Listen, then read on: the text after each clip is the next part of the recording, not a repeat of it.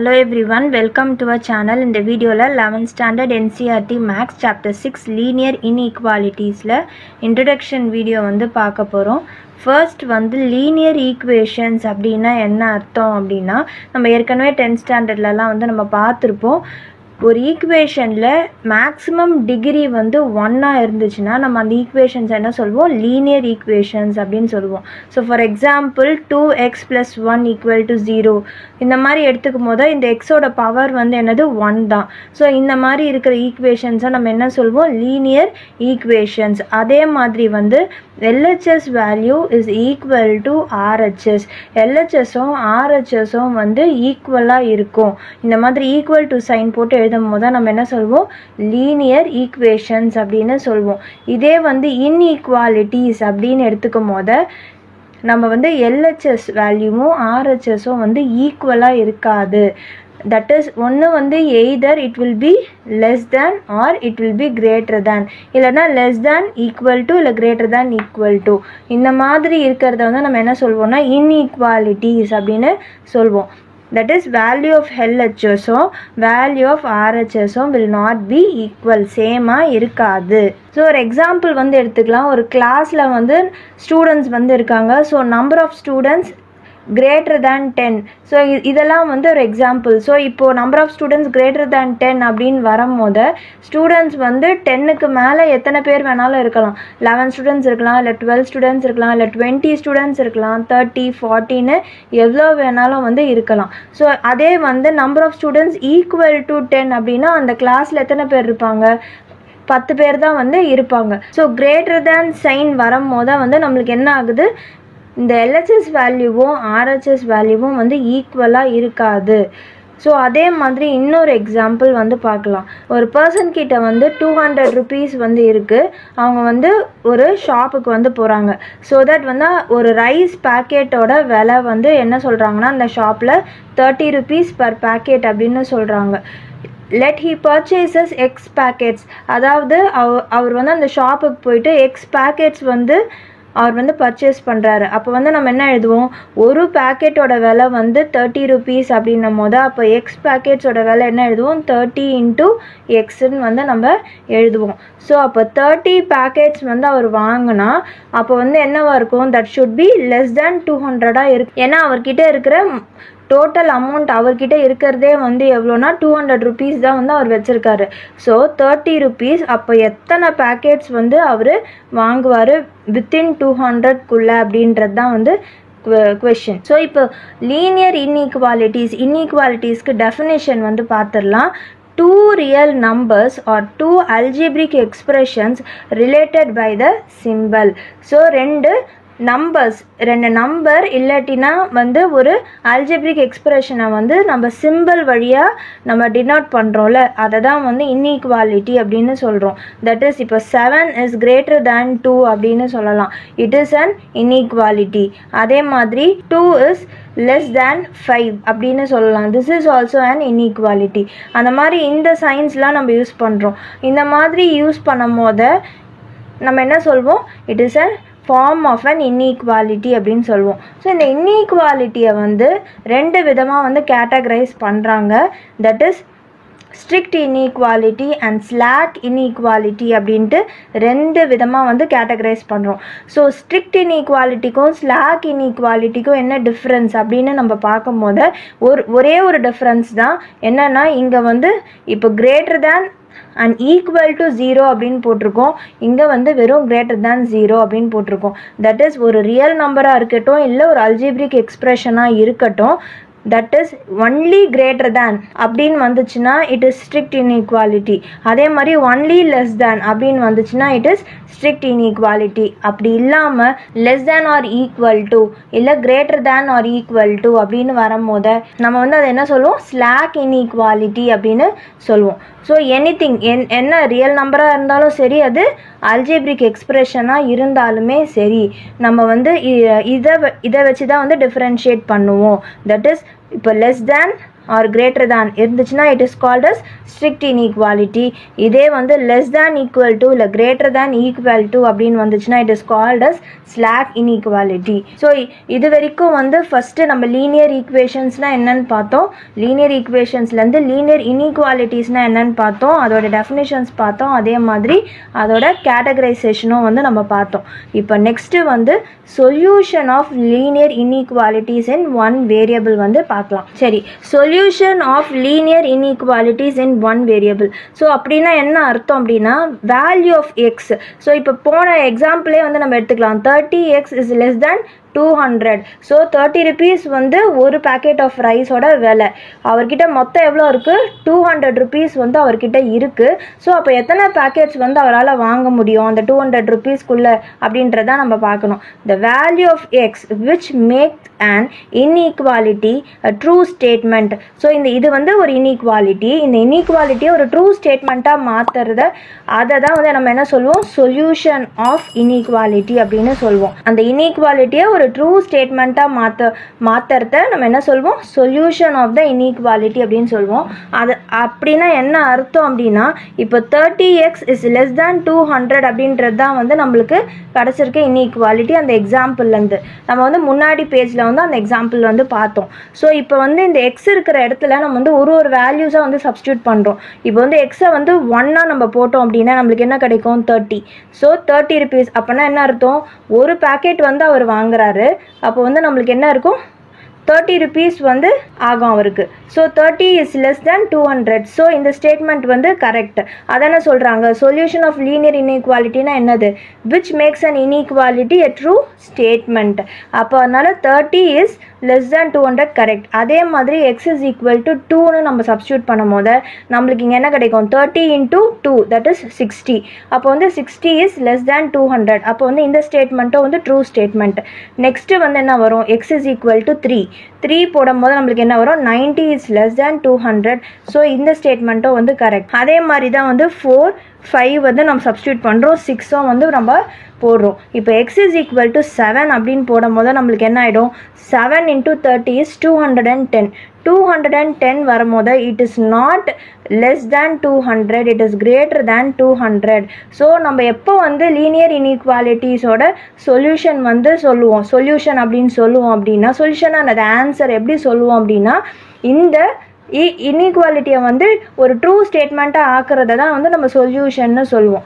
So அப்போ வந்து 210 போது it is greater than 200.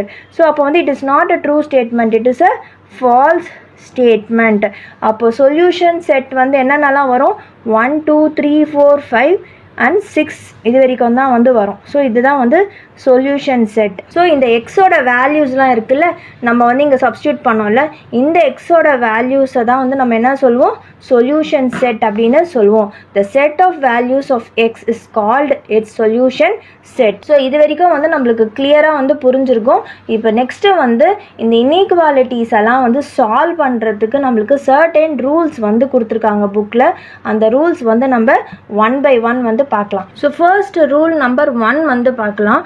Rule number 1ல வந்து என்ன கொடுத்துருக்காங்கன்னா, equal number may be added to or subtracted from both sides of an inequality without affecting the sign of the inequality. அதாவது இப்போ வந்து ஒரு எக்ஸாம்பிள் வந்து நம்ம எடுத்துக்கலாம். 7 is greater than 2 அப்படின்ற இந்த எக்ஸாம்பிள் வந்து நம்ம எடுத்துக்கலாம். இப்போ என்ன சொல்கிறாங்க? Equal number may be added to or subtracted from both sides of an inequality அப்படின்னு சொல்கிறாங்க. ஸோ அப்போ வந்து நம்ம என்ன சொல்லலாம்னா ஆடிங் 3 on both sides அப்படின்னு எடுத்துக்கலாம். இது மாதிரி எடுத்துக்கும் போது நம்ம என்ன பண்ணுவோம்? 7 plus 3 is greater than 2 plus 3. So நம்மளுக்கு என்ன கிடைக்கும் அப்படின்னா 10 is greater than 5. So 10 is greater than 5. So it is a true statement.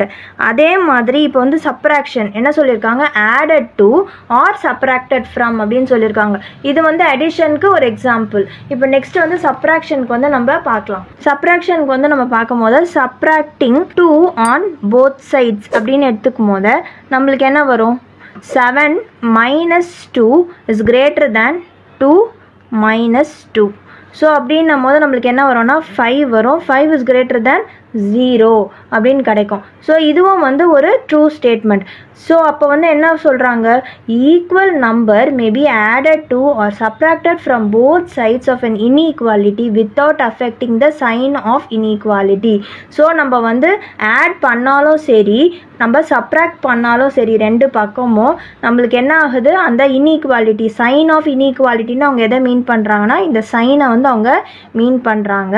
அந்த சைனை வந்து அஃபெக்ட் பண்ணாத மாதிரி நம்ம வந்து யூஸ் பண்ணுறோம்ல, அது வந்து ஃபர்ஸ்ட் ரூல். அந்த மாதிரி தான் வந்து யூஸ் பண்ணணும் அப்படின்றது தான் வந்து ஃபர்ஸ்ட் ரூல். இப்போ நெக்ஸ்ட்டு வந்து ரூல் நம்பர் 2 வந்து பார்க்கலாம். இப்போ நெக்ஸ்ட்டு ரூல் நம்பர் 2ல் வந்து என்ன கொடுத்துருக்காங்கன்னா, both sides of an inequality can be multiplied or divided by the same positive number without affecting the sign of inequality. So நம்ம வந்து இப்போ போன ரூலுக்கு வந்து ஒரு எக்ஸாம்பிள் எடுத்துக்கிட்டோம்ல, அதே மாதிரியே வந்து இன்னொரு எக்ஸாம்பிள் வந்து நம்ம எடுத்துக்கலாம். That is 12 is greater than 10 அப்படின்னு இந்த ஒரு எக்ஸாம்பிள் எடுத்துக்கும் போது multiplying 2 on both sides.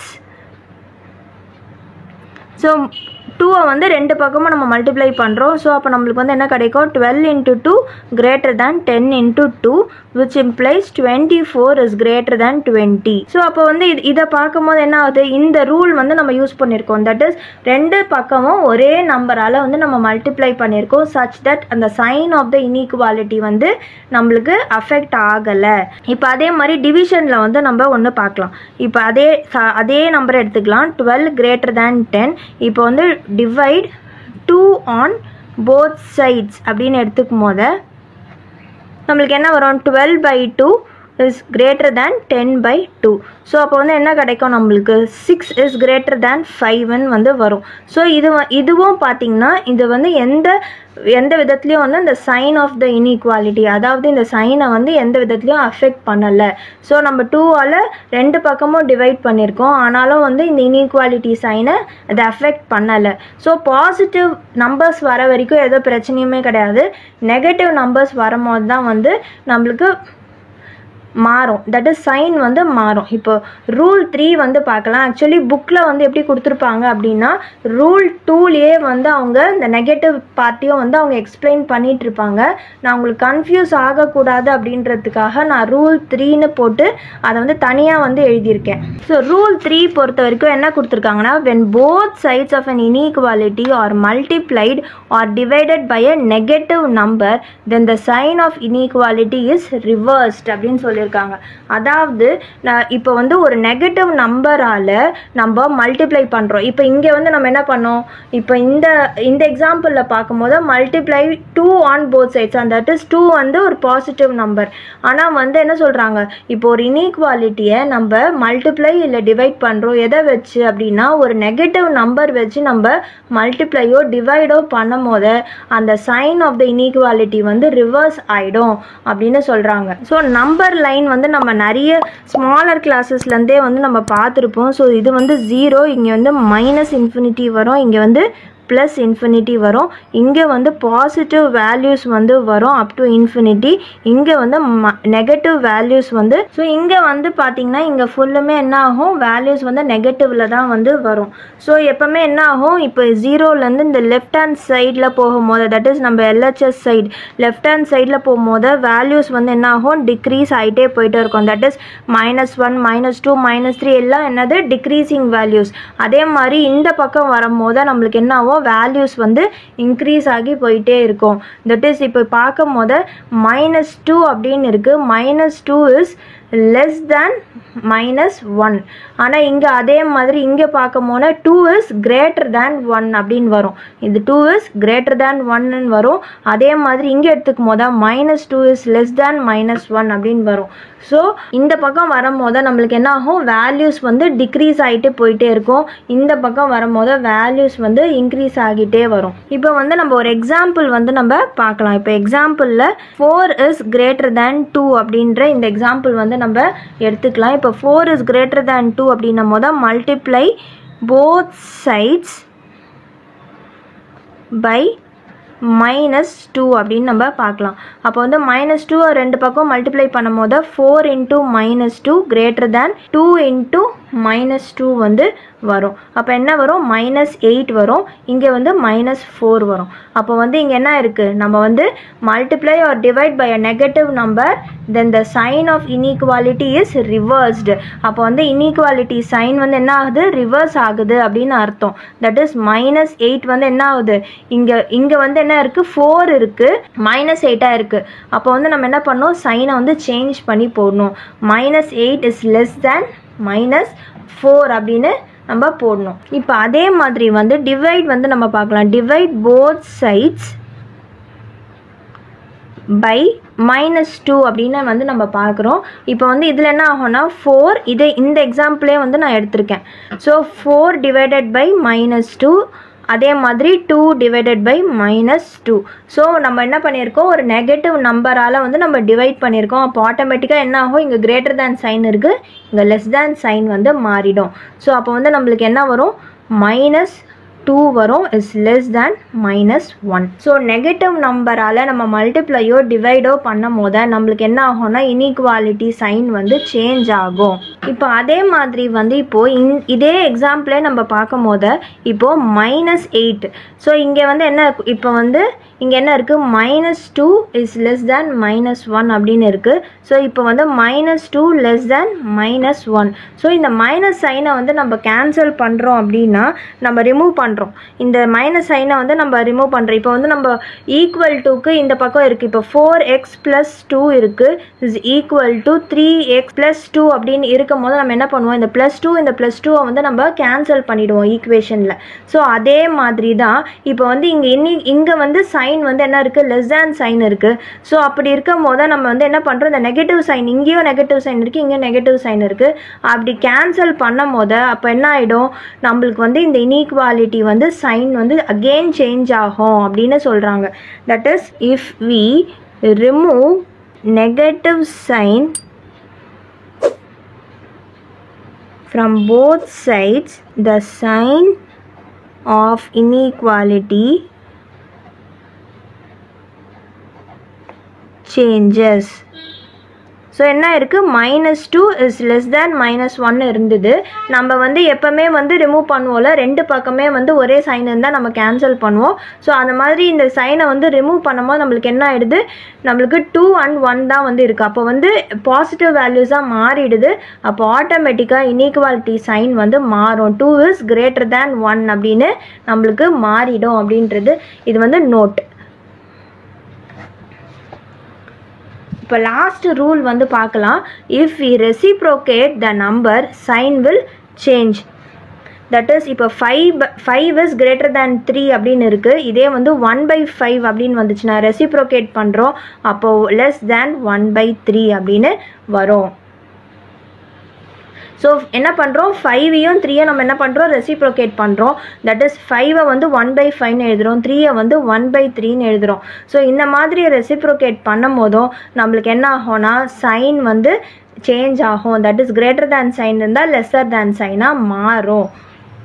So இதுதான் வந்து இந்த 4 ரூல்ஸ். இந்த 4 ரூல்ஸ் ஞாபகம் வச்சுக்கிட்டோன்னா நம்ம எக்ஸசைஸ் 6.1 வந்து ஈஸியாக சால்வ் பண்ணலாம். நெக்ஸ்ட் வீடியோவில் நம்ம எக்ஸசைஸ் 6.1ல் வந்து நம்ம சம்ஸ் வந்து பார்க்க ஆரம்பிக்கலாம். இந்த வீடியோ பிடிச்சிருந்தால் லைக், ஷேர், சப்ஸ்கிரைப் பண்ணுங்கள். தேங்க்யூ.